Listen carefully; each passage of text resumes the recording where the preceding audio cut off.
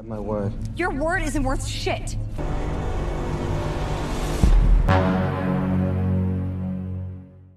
Halo teman-teman pencinta spoiler, apa kabar kalian semua? Saya harap semua baik-baik saja. Kembali lagi di channel Putu Surya. Setelah beberapa hari yang lalu, kita sudah membahas sebuah film motivasi dari Thailand. Dan bagi kalian yang belum sempat nonton filmnya, kalian bisa klik link yang ada di pojok kanan atas atau bisa klik link yang ada di deskripsi. Kali ini, saya akan membahas kembali sebuah alur cerita film yang bergenre aksi fiksi ilmiah yang berjudul Lucy. Film ini bercerita bagaimana jadinya jika seseorang dapat menggunakan 100% kemampuan otaknya. Kalian penasaran? Biar nggak berlama-lama, siapkan snack, ambil headset, cari posisi yang mantap, dan ini dia filmnya.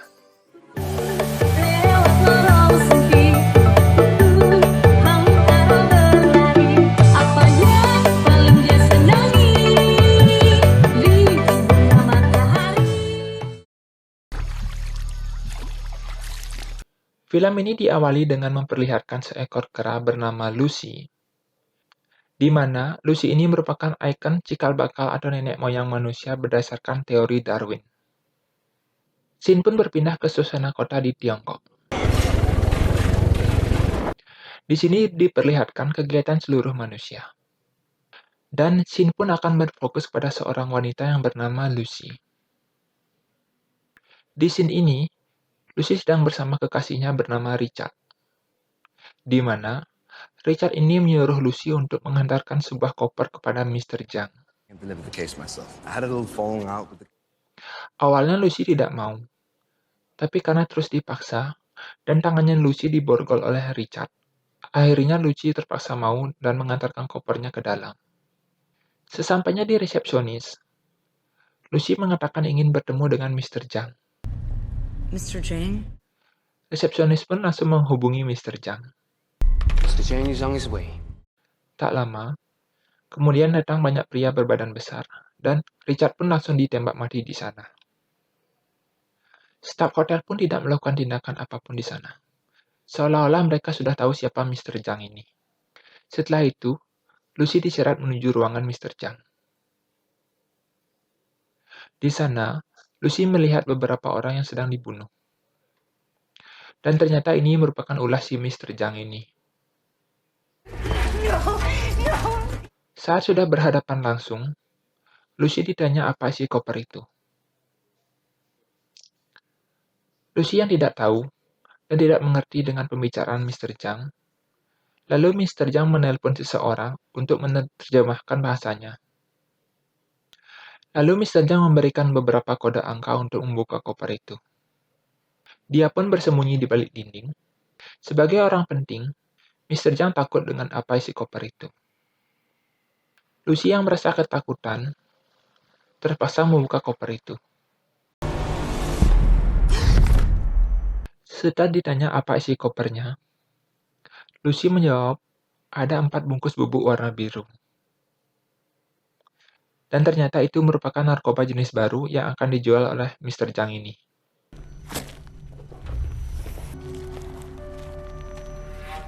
Tak berselang lama, anak buah Mr. Zhang membawa seorang pecandu untuk memastikan narkoba itu. Baru dihisap beberapa butir, dia pun langsung terdiam dan tertawa sambil melihat Lucy. Tak mau berlama-lama, Mr. Zhang langsung menembak mati si pecandu itu. Lucy pun ditawari pekerjaan oleh Mr. Zhang.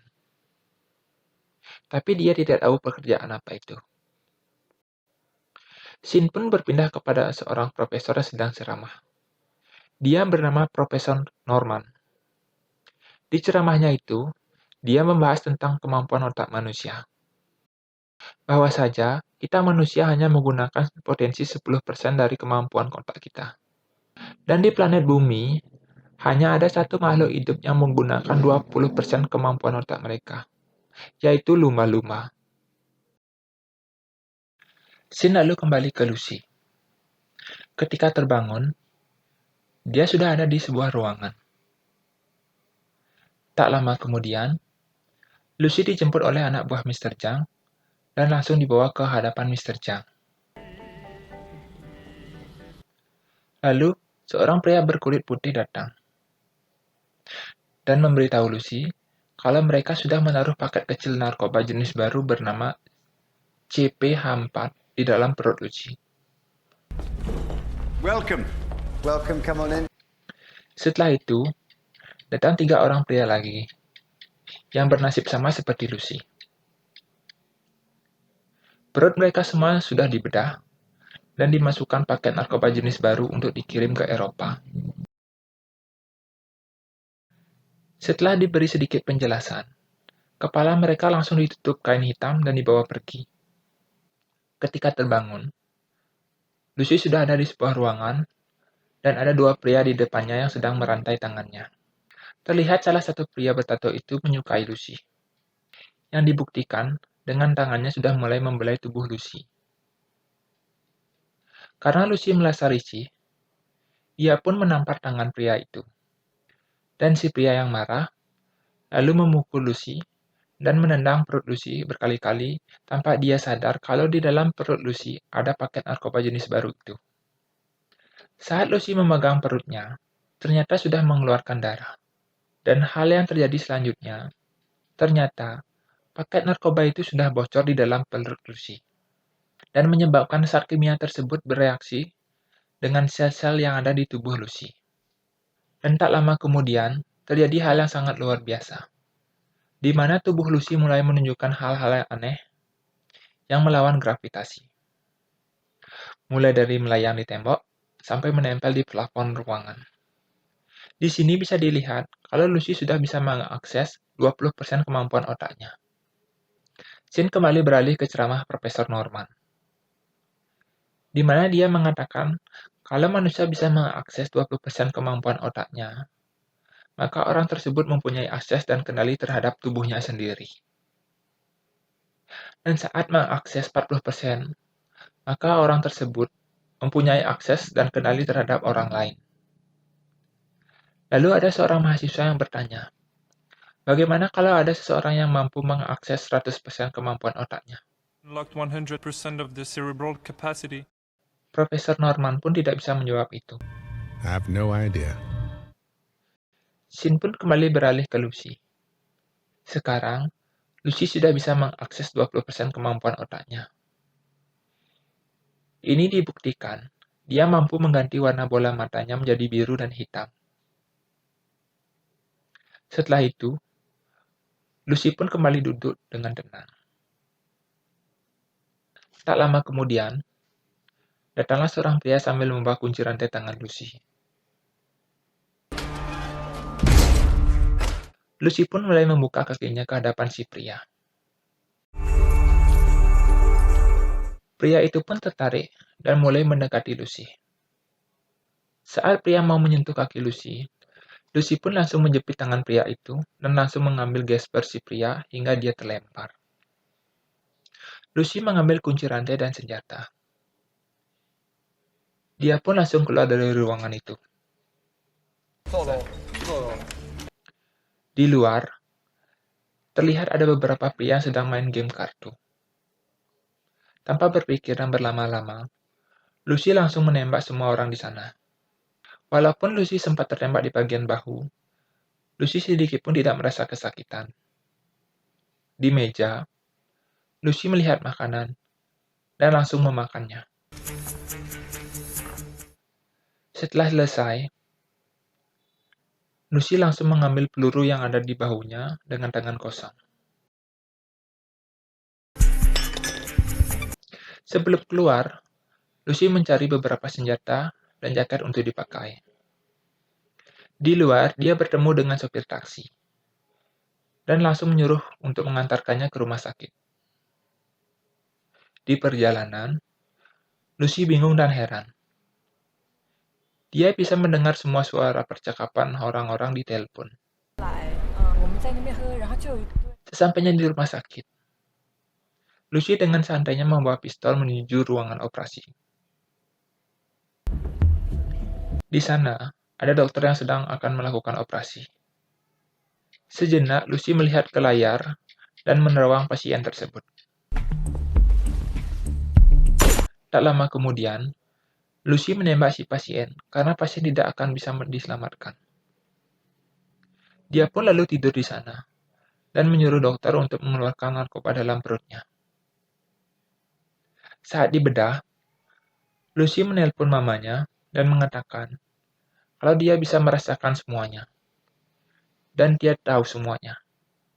Bahkan, dia bisa mengingat saat dimana dirinya masih bayi dan masih dalam kandungan. Singkat cerita, dokter pun berhasil mengeluarkan narkoba itu. Setelah keluar dari rumah sakit, di luar, Lucy dapat melihat sel-sel kehidupan di dalam tumbuhan dengan sangat jelas. Singkat cerita, Lucy kembali ke gedung Mr. Zhang dan membantai semua anak buahnya dengan mudah. Bahkan, tanpa melihat target, dia dapat menembak sasaran dengan tepat. Saat sampai di ruangan Mr. Zhang, dia langsung menusuk tangan Mr. Zhang dengan pisau. Lucy menanyakan, di mana ketiga narkoba lainnya? Karena Mr. Zhang tidak mau bicara, Lucy pun membaca pikirannya. Paris. Setelah mendapatkan jawaban, Lucy lalu meninggalkannya. Karena kesakitan dan tidak bisa berbuat apa, dia hanya bisa berteriak, "Wow!" Halus.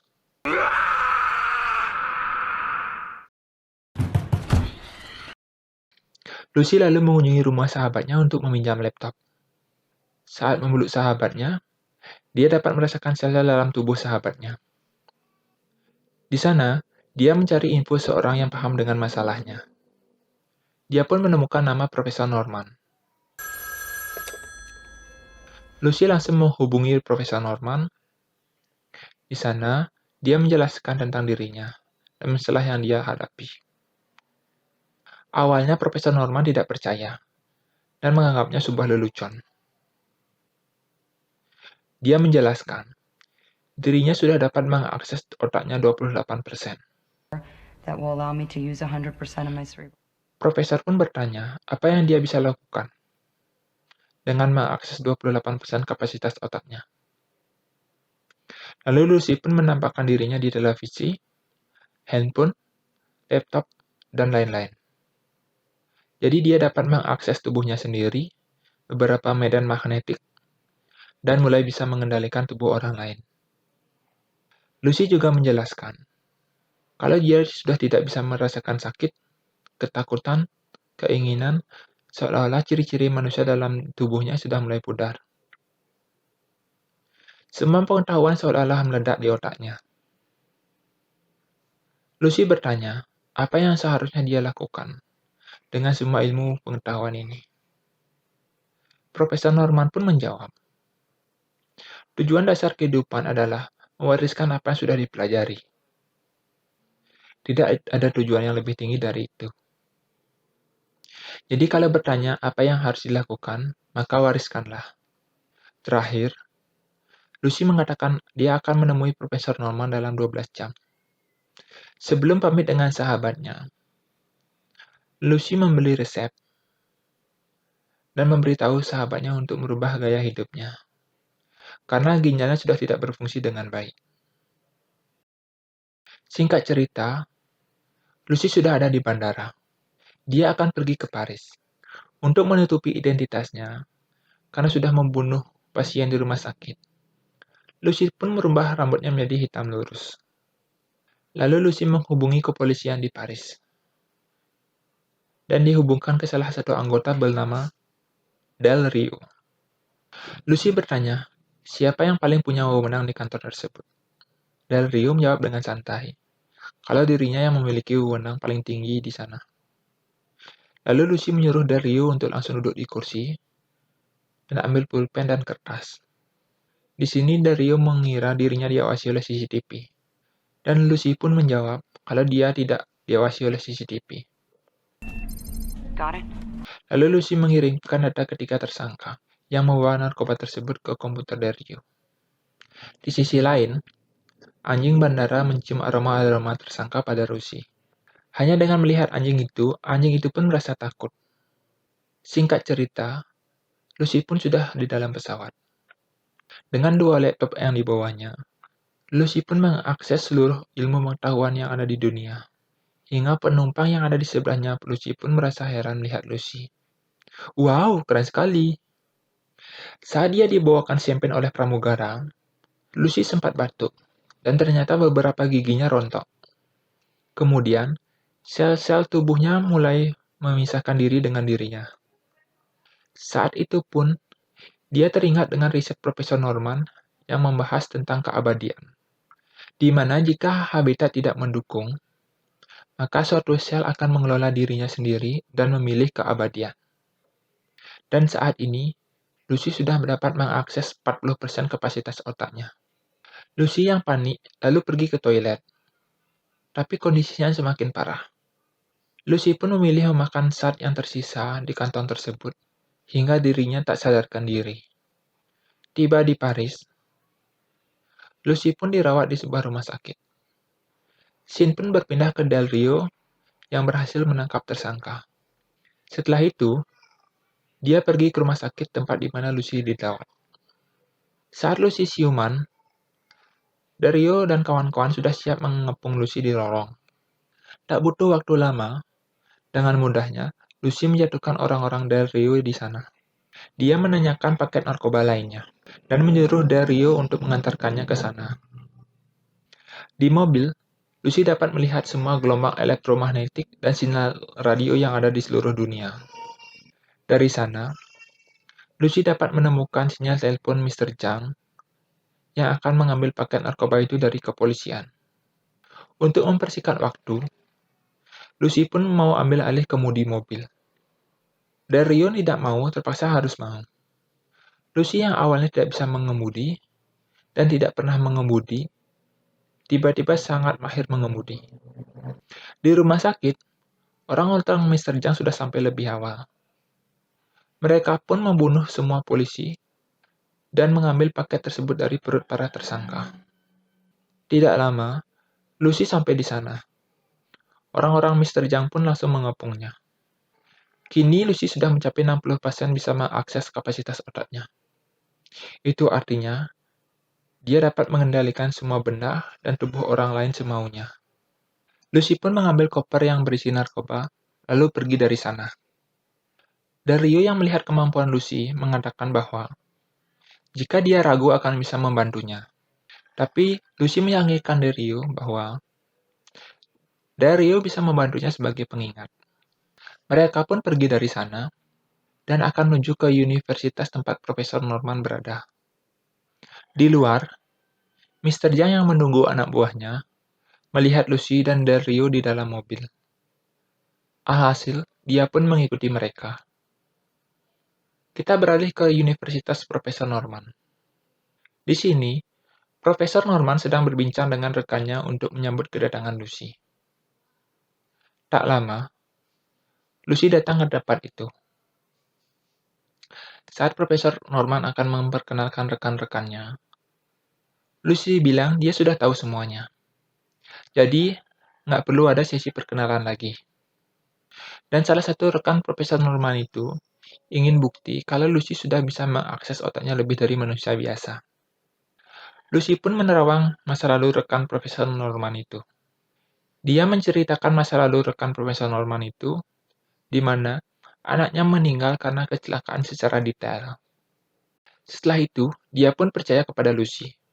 Di luar universitas, Mr. Zhang dan anak buahnya sedang bersiap-siap dengan semua senjata yang ada dan akan menyerang Lucy. Polisi pun juga berdatangan ke tempat itu untuk berjaga.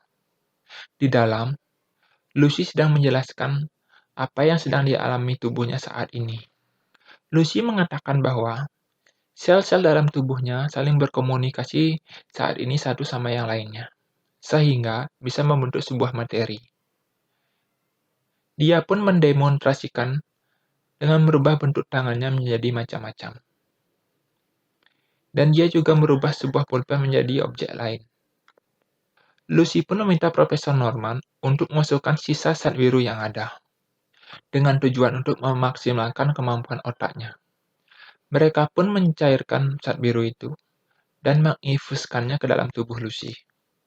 Di sisi lain, Mr. Zhang yang anggotanya mulai masuk dan membantai semua orang-orang yang ada di sana. Dario dan petugas keamanan kampus berusaha menahannya sebisa mungkin. Kembali ke Lucy. Saat zat biru diinfuskan ke dalam tubuhnya, zat biru itu diserap oleh tubuhnya dan keluar cahaya dari dalam mulut Lucy. Itu menandakan Lucy sudah bisa mengakses otaknya 90%.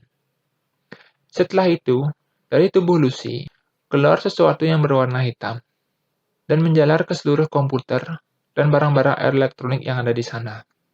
Seketika, ruangan pun berubah menjadi putih.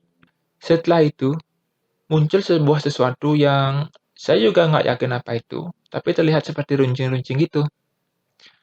Ya, kalian tebak-tebak sendiri aja namanya ya. Nah, lanjut.